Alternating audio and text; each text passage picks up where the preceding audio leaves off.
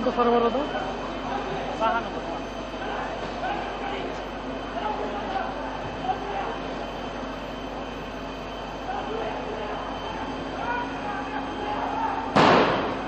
हे फक्त आपलं कसं आहे?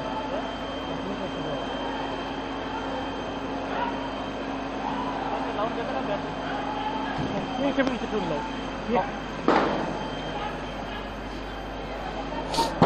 रात्रभर नागपुर में जो दुर्घटना हुई है बहुत ही दुर्भाग्यपूर्ण है।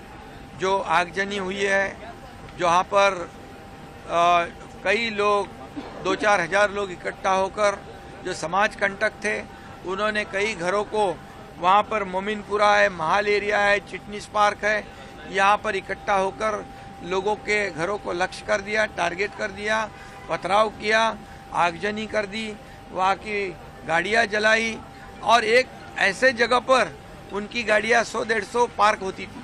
वहाँ मोमिनपुरा में एक भी गाड़ी खड़ी नहीं की। इसका मतलब ये होता है कि ये पूर्व नियोजित साजिश थी क्या? इसकी भी पुलिस तफ्तीश कर रही है। पुलिस के ऊपर ये तो लोगों के ऊपर हमला किया ही, लोग तो बाल बाल बचे। पुलिस आ गई, फायर ब्रिगेड आ गई, उनकी गाड़ियों को भी लक्ष्य कर दिया, उनको भी टारगेट किया। इसमें 4 डीसीपी लेवल के अधिकारी घायल है, उनको पत्थरबाजी कर दी, उनके ऊपर हथियार से हमला किया है। 30 पुलिस कर्मचारी घायल है। पुलिस जो कानून व्यवस्था बनाए रखने का काम करती है, पुलिस शांति और अमन बनाने का काम करती है, उनके ऊपर हमला करना, इसका मतलब कानून पर हमला करना और कानून को हाथ में लेना है। और इसलिए ऐसे समाज कंटक जो है, ये जो दो समाज में दूरी निर्माण करना, विद्वेष फैलाना, अशांति फैलाना, कम्युनल राइट करना, ये सब सोचकर समझकर जो काम कर रहे हैं समाज कंटक, उनको बिल्कुल बख्शा नहीं जाएगा। उनके ऊपर कड़ी कार्रवाई की जाएगी। स्वयं मुख्यमंत्री बार बार इस घटना का जायजा ले रहे हैं। पुलिस विभाग पूरी तरह इसकी रूट तक जाएगी, इसके पीछे कौन है, क्या राजनीति है, और किसी को भी छोड़ेगी नहीं, कड़ी कार्रवाई करेगी।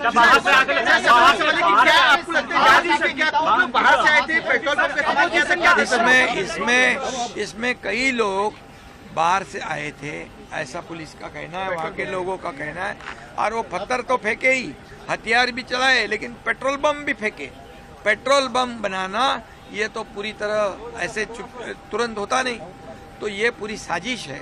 और ये साजिश नाकाम करने के लिए पुलिस जाती है, पुलिस पर हमला होता है। ये तो बहुत ही दुर्भाग्यपूर्ण घटना है और इसलिए बिल्कुल उनको बख्शा नहीं जाएगा। जो भी इसमें है उसको कड़ी से कड़ी कार्रवाई की जाएगी।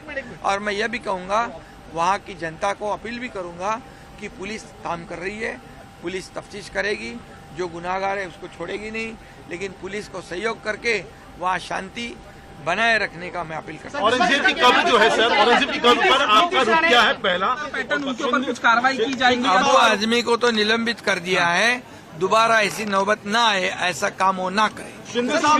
और औरंगजेब का समर्थन इस महाराष्ट्र में कोई सहन नहीं करेगा, उसका महिमा मंडल कोई सहन करेगा नहीं। ये औरंगजेब, ये छत्रपति शिवाजी महाराज, छत्रपति संभाजी महाराज और हमारे देश का दुश्मन था, वो देशद्रोही था, ये जुल्मी आक्रमणकारी था, माँ बहनों पर अत्याचार करने वाला था, मंदिरों को तोड़ने वाला था और छत्रपति संभाजी महाराज पर अन्याय अत्याचार करने वाला था। ये महाक्रूर कर्मा था और इसलिए उसको बिल्कुल उसका समर्थन जो भी करे उसको बख्शा नहीं जाएगा।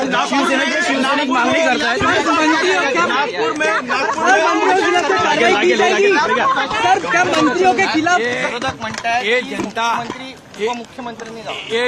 ये जनता की भावना है, ये जनता की भावना है। देखो, जनता की भावना हमारे राजा के प्रति, छत्रपति संभाजी महाराज के प्रति बहुत ही गंभीर है और इसलिए उन्होंने जो आंदोलन किया है वो आंदोलन जायज है। उनके मन में जो है हमारे राजा के प्रति प्रेम भावना है और औरंगजेब के प्रति जो देशद्रोही है उसके प्रति गुस्सा है। पुलिस वाले इसमें गायब हुए। सर पुलिस पे हमला हुआ है, पुलिस पे हमला हुआ है, सोची समझी साजिश। देखिए, ये पुलिस पर हमला करना, पेट्रोल बम फेंकना, पत्थर फेंकना, हथियार से हमला करना, पुलिस के ऊपर हमला करना, फायर ब्रिगेड के ऊपर हमला करना, ये सोची समझी साजिश है। और इसीलिए जो सोची समझी साजिश से कानून व्यवस्था बिगाड़ने की कोशिश करेगा, कानून जो भी हाथ में लेगा उसको बख्शा नहीं जाएगा। आप मेरी रिएक्शन पूछ रहे हैं नागपुर की घटना पे, लेकिन मुझे ये जानना है कि मुख्यमंत्री कार्यालय से क्यों ना कोई रिएक्शन आई जब अफवाहें फैलने लगी थी। जब भी किसी शहर में ऐसी घटना होती है, और ये तो खुद मुख्यमंत्री का शहर है, स्वयं उनका शहर है, मुख्यमंत्री भी है, वो गृह मंत्री भी है, और ये अनुमान लगाया जाता है, मैंने भी सीएमओ काफी नजदीक से देखा है, कभी भी ऐसी घटना होती है तो पहला रिपोर्ट सीएमओ को आता है, सीएम के मोबाइल फोन पे आता है, होम डिपार्टमेंट भी आता है, दोनों डिपार्टमेंट्स उनके साथ है। क्या उनको पता नहीं था ये होने वाला है? मेरा अंदाज यही है कि भाजपा को महाराष्ट्र का मणिपुर करना है। मणिपुर में अगर आप देखें तो पिछले 1 साल से जैसी बातें हो रही है वैसे ही दंगे हो रहे हैं, किसी ना किसी को जलाया जा रहा है, किसी को मारा जा रहा है। क्या आज वहां इन्वेस्टमेंट जाएगी? क्या कोई पर्यटन जाएगा? नहीं जाएगा। और यही उनको महाराष्ट्र का करना है, यही हाल उनको महाराष्ट्र के करने हैं। और जहां जहां भाजपा को शासन चलाने नहीं आता है वहां दंगे भड़काते। पिछले 3 महीनों का जो आकलन है आदित्य जी, पिछले 3 महीनों में अलग अलग मुद्दे उठाए गए। वही बाबरी मस्जिद की भी जिक्र किया क्या हो गया? कल नागपुर में हिंसा हुई, 20 से अधिक। नागपुर में हिंसा होने का कारण नहीं है। नागपुर आरएसएस का गढ़ है, आरएसएस का हेडक्वार्टर मुख्यालय नागपुर में है, वहाँ मोहनराव भागवत जी बैठते हैं, पूरा हिंदुत्व का प्रखर हिंदुत्व का कुंबा वहाँ बैठते हैं, वहाँ देवेंद्र जी का चुनाव क्षेत्र है, वहाँ दंगे कौन कह रहेगा कि उसकी हिम्मत है? गृह मंत्री देवेंद्र फडणवीस जी है, मुख्यमंत्री देवेंद्र जी है, वहाँ भारतीय जनता पार्टी के प्रदेशाध्यक्ष बावनकुळे नागपुर से है, और 4 मंत्री आसपास है। कोई हिम्मत कर सकता है? उनकी गैंग होगी, उनके लोग होंगे दंगा कराने वाले। ये एक नया पैटर्न है हिंदुओं को डराने का, हिंदुओं के ऊपर अपने लोगों से हमला करवाने का, फिर हिंदुओं को भड़काने का और दंगा में उसको लाना है। ये जो चल रहा है औरंगजेब के नाम से एक भय और डर पैदा कर रहे हैं, ये महाराष्ट्र को और देश को खत्म करने जा रहे हैं। अगर देवेंद्र जी फडणवीस में दम है तो जो दंगेखोर है ना, उनको मखौका लगाइए। औरंगजेब की कब्र की बात आप करते हो, क्यों उखाड़ने की बात करते हो आप? हम क्या कर सेवा करेंगे? क्या जरूरत है? जब बाबरी के लिए हमने कर सेवा की थी तो कांग्रेस की सरकार थी, राष्ट्रपति कांग्रेस के थे, प्रधानमंत्री कांग्रेस के थे। अब तो आपकी सरकार है ना महाराष्ट्र में और दिल्ली में, तो कर सेवा की जरूरत क्या है? जाओ मोदी जी के पास, एक आदेश निकालो और सीपीडब्ल्यूडी के लोग जो है, केंद्रीय लोक निर्माण जो कहते हैं ना, सीपीडब्ल्यूडी पीडब्ल्यूडी, उनके लोगों को बोलो जाओ तोड़ो, हिम्मत है तो आप तोड़ो ना। आप क्यों जाते हो? आप इतनी मशक्कत को क्यों कर रहे हो भाई? मोदी जी को कहिए, नड्डा जी को कहिए, देवेंद्र जी को कहिए, सरकार आपकी है, आरएसएस की है, विश्व हिंदू परिषद की है, बजरंग दल वालों की है, तो ये दंगे फसाद क्यों करते हो और लोगों को कोई तकलीफ दे रहे हो? जाइए, 4 लोग जाइए, नरेंद्र मोदी जी, देवेंद्र फडणवीस, अजित पवार, एकनाथ शिंदे, वहाँ जाओ, क्या बोलता है उसको, फावड़ा बिवड़ा लेकर जाइए, और जो जिस कब्र के बारे में आप दंगे करवा रहे हो ना, आप खुद हो निकाल दो। लोगों को क्यों भड़का रहे हो भाई? आपकी सरकार है। बाला साहब ठाकरे की बात ये लोग कर रहे हैं, औरंगजेब और इसके बाद बाला साहब ठाकरे ने एक ही कहा था,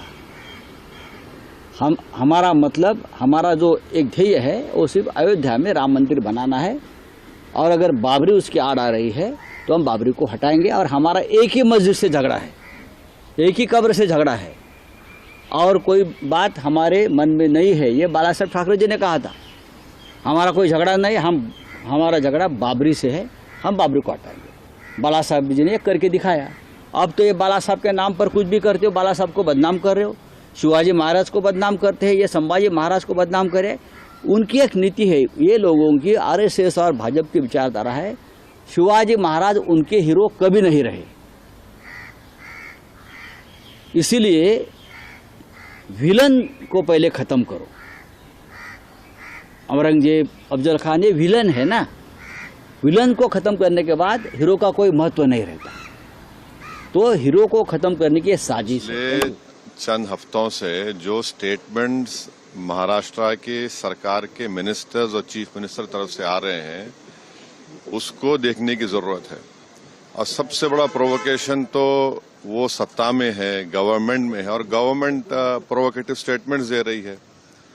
और बड़ा अफसोसनाक है, आप देख लीजिए पिछले 4-5 दिन पुराना स्टेटमेंट उठाकर देख लीजिए, तो ये वो खुद प्रोवोकेशन किए और उनको इस बात की अपनी जिम्मेदारी का एहसास भी नहीं है कि वो मंत्री हैं, मुख्यमंत्री हैं। और दूसरी बात यह है कि आपने कई तस्वीर किसी बादशाह के बनाकर जलाए पूरे महाराष्ट्र में, कोई रिएक्शन नहीं हुआ, तो आपको तकलीफ हो गई। तो आपने क्या किया कि कुरान की जो आयतें हैं, जो वर्सेस हैं कुरान के, जो एक कपड़े पर लिखी जाती हैं, उसको आपने जलाया। और जब ये हरकत हो रही थी तो उसी वक्त जाकर मुकामी वहां के जो मुसलमान और हिंदू लोग थे जाकर कंप्लेन किए डीसीपी को कि इसको रुकवाइए। देखिए ये जो कपड़ा है जिसपे कुरान करीम के आयतें लिखी हैं, वर्सेस लिखी है, मत करिए। जलाया गया, एक्शन नहीं लिए। उसके बाद शाम में ये सब चीजें हुई। मैं उसका कंडेम करता हूँ वायलेंस का, मगर इसको टोटल देखिए आप कि जो स्टेटमेंट्स एमिनेट हुए हैं, जो स्टेटमेंट दिए गए हैं मिनिस्टर्स की तरफ से, अभी भी दिए जा रहे हैं, भाई आप रूल ऑफ लॉ को फॉलो करिए ना। आप तो भारत के संविधान पर आपने ओथ लिया है, तो आप कैसे प्रोवोकेटिव स्टेटमेंट्स क्यों दे रहे हैं आप? भाई मुझे कोई चीज पसंद नहीं है, आपको कोई चीज पसंद नहीं है, तो कोई भी अपनी नापसंद का इजहार कानून को हाथ में ले करेगा क्या? ये देखने की जरूरत है। तो ये बहुत गलत हो रहा है, सरकार की जिम्मेदारी है, ये सरकार की गलती है, इंटेलिजेंस की फेलियर है। उस जगह जहां से महाराष्ट्र के मुख्यमंत्री आते हैं, और ये जो वायलेंस हुआ है हमारे केंद्र मंत्री के घर के करीब है पूरा, ये बड़ी गलत बात हो रही है। अब हो गया। सर, फडणवीस साहब ने कहा है कि ये बहुत रिग्रेटेबल है, बहुत दुख की बात है कि स्टेट एक्सचेकर से औरंगजेब के कब्र की देखभाल करनी पड़ती है। आप सत्ता में हैं, आपके जो आइडियोलॉजी है उसको बाजू रखिए। आपकी आइडियोलॉजी होने चाहिए भारत का कॉन्स्टिट्यूशन और रूल ऑफ लॉ को अपहोल्ड करना। 6 दिसंबर 1992 को क्या हुआ और उसके बाद सुप्रीम कोर्ट ने उसको एग्रीगियस एक्ट कहा, तो आप देख लीजिए, हुकूमत आपकी है, मंत्री आप हैं, रूल ऑफ लॉ आपको फॉलो करना है और आपको कॉन्स्टिट्यूशन के लिहाज से अपनी हुकूमत चलाना है।